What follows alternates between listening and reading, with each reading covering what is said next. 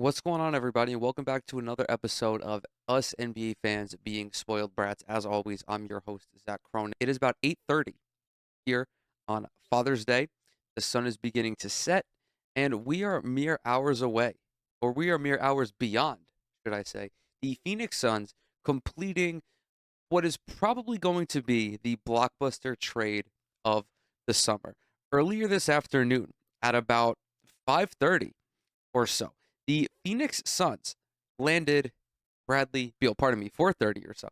The Phoenix Suns and Washington Wizards facilitated a trade to send Bradley Beal to Phoenix. The full trade at this moment consists of Beal heading to Phoenix and Landry Shamet, Chris Paul, multiple second round picks, and multiple pick swaps heading to Washington. The trade has not yet officially been finalized, mainly because the Wizards are trying to find a third team in this deal to help send Chris Paul to a contender. So this video is probably going to have some dated information in it, at least in regards to the Wizards and more so in regards to Chris Paul. But I wanted to hop on today or this evening, whatever, however you want to describe this current place and time, and to talk about what this means for Bradley Beal and the Phoenix Suns, because I have some mixed feelings on this trade. I don't know if this is going to be a good deal or not.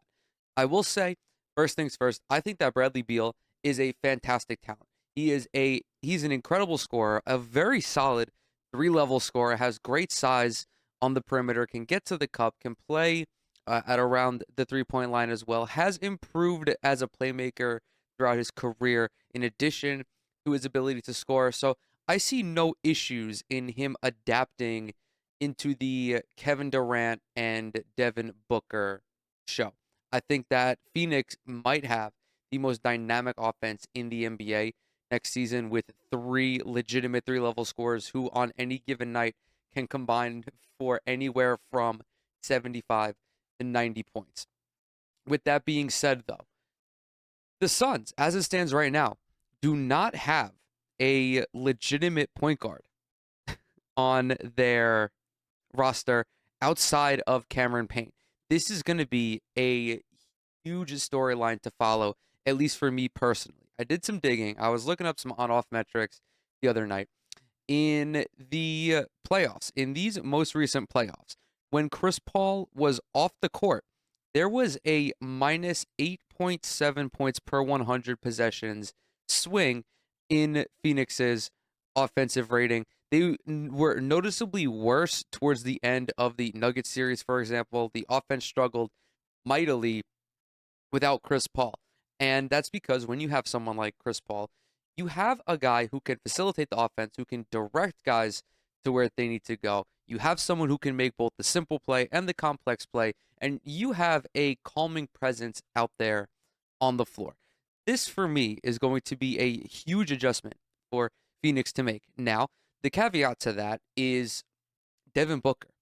Over the last couple of years, Booker has become a fantastic playmaker and has probably developed into a better playmaker than most people would have envisioned. Averaged 5.5 assists this year. If you go back a couple of years, has averaged closer to 6.5 back in 2019, 2020, the first year he made the All-Star team. Over the years, he's become a smarter basketball player and just a more adept facilitator. But still, he is not a true point guard that can coordinate a well balanced half court offense in the postseason. I do not see him as that right now. Devin Booker, to me, is a secondary facilitator. There is, of course, the possibility that he has a transformation similar to Jamal Murray. Before these playoffs, I would not have considered Jamal Murray a legitimate point guard. Now, my view on that is incredibly different. This guy averaged 10 assists a game in the finals, had a couple of triple doubles in there, really blossomed as a passer, and torched Miami from a non scoring point of view, which was huge in Denver's dominance of the Heat in these past finals.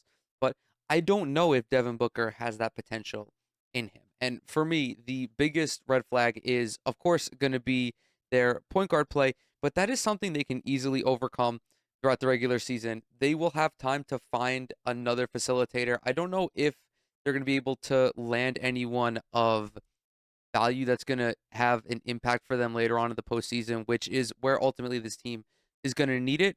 But I do think best case scenario, Phoenix wins anywhere from probably like 48 to 53 games this season.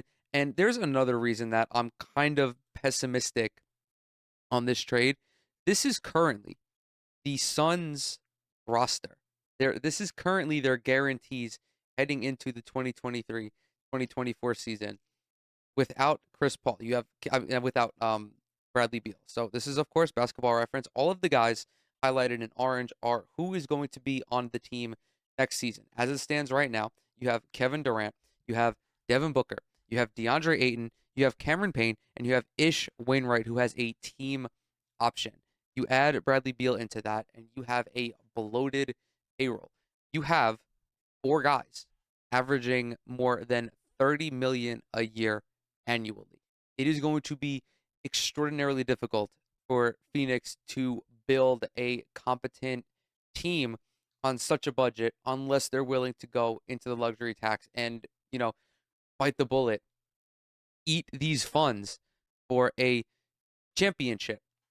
Additionally, they have a shocking lack of depth right now. You need depth to win NBA titles. The Denver Nuggets, as elite as they were offensively, as incredible as Nikola Jokic is, as much of a dynamic scorer Jamal Murray has turned into, they were able to beat Miami because they had more playmakers. They had better role players, and they had a steady rotation of these guys as well. You look at Aaron Gordon, who was huge in game 4 when he had 27. You have KCP, who plays great individual defense on the perimeter. You have Michael Porter Jr., who, although didn't really play well in these playoffs, was a guy who was a lights out shooter for them all throughout the regular season. You also have Jeff Green, Bruce Brown, Christian Brown, guys who bring energy off the bench, who bring a presence on defense, who can create plays off of disruptions, off of deflections, off of steals when the offense is stagnant. Phoenix, at this point, does not have that. Their depth is going to very much hamper them throughout this regular season. And how they will overcome that will be very fascinating. This whole experiment that Phoenix is cooking up right now, trading for Kevin Durant, which was exceedingly unlikely until it happened, and now trading for Bradley Beal and having three of the top 20 career scorers in terms of points per game on your roster is just something that is very difficult for them to it's very difficult for a coach to bring all of this together. So we'll see how that goes. I've been seeing comparisons to the Brooklyn Nets, for example, and their big three, but I will say this, the team that Brooklyn had this year, despite how badly they fizzled out, I feel is better on paper than Phoenix is currently because you still have the depth. And I understand that Phoenix is going to add more players before the season starts and all throughout training camp and the preseason, but how many of these guys are you going to be able to go to consistently? That is going to be a huge question mark, and ultimately that will make or break this season. I do, however, think that throughout the regular season before the playoffs, this team will be incredibly fun to watch just because you have Kevin Durant, you have Bradley Beal, you have Devin Booker all out there. I am also a little concerned about their defense. Devin Booker, although he has turned it up throughout he has turned it up throughout stretches during the regular season, also notably during the playoffs, is not historically a great defender. Kevin Durant, although he has improved drastically as a shot blocker and, being a defensive anchor, if you will, he's getting up there. He's not going to be able to consistently play lockdown defense for extended minutes. And Bradley Beal is arguably one of the worst defensive guards on the perimeter. I'm very curious to see how they adapt defensively. It might be a case of they really won't be beating anybody in low scoring contests because, one, there probably aren't going to be a lot of low scoring contests with this team. Let's be real. I mean, again, three guys who can give you 25 to 30, but I don't think they're going to be able to stop anybody. DeAndre Ayton as well is not really that extraordinary a defender. He's serviceable. He's above average, but given his size and his physical attributes, you would expect him to be a more elite rim protector, and he is just simply not that. Overall, I think that this is kind of an even trade on both ends. I will say it is really shocking that Washington did not get a first round pick in this trade at all. It's really actually, shout out to the Phoenix Suns for who for retaining any first round picks if they have any. I'm sure that I didn't check before this. I should have, but it's hard to imagine that they had any, upcoming first round picks after trading for Kevin Durant. And from Washington's perspective, ultimately Bradley Beal waived his no trade clause to go to Phoenix, if I had to guess, because he wanted to play with Kevin Durant and because he wanted to play with Devin Booker. And also, it does kind of make sense from Phoenix's perspective because they were looking to get rid of Chris Paul, whether that was via waiving him or however. It would make sense to bundle him in a deal for Bradley Beal. I mean, ultimately, they are trying to play for a championship. They are swinging for the fence here. It can go one of two ways. They will either be the best team in the Western Conference, or maybe not the best, but one of the best teams in the Western Conference, or they will fail spectacularly. As it stands right now, though, and of course, listen, this is way early in the offseason. It's not even a week after the NBA Finals when this trade happens. To see a blockbuster go down this early is almost unheard of unless it's around the time of the draft or like draft night and someone is getting an elite prospect or trading up in the draft order.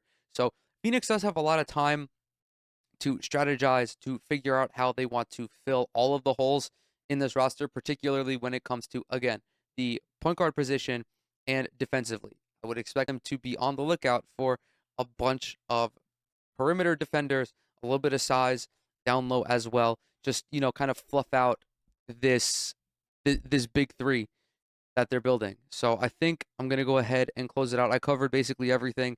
The TLDR is that Bradley Beal is a fantastic player. I think he's gonna do great in Phoenix. I think their offense is going to be damn near unrivaled this upcoming season. However, the two drawbacks that I'm finding hard to rationalize is their depth and their defense. And unfortunately, those are probably the two most important things you need in building a championship contender because they had the star power with Kevin Durant and Devin Booker. You just needed a more flushed out roster.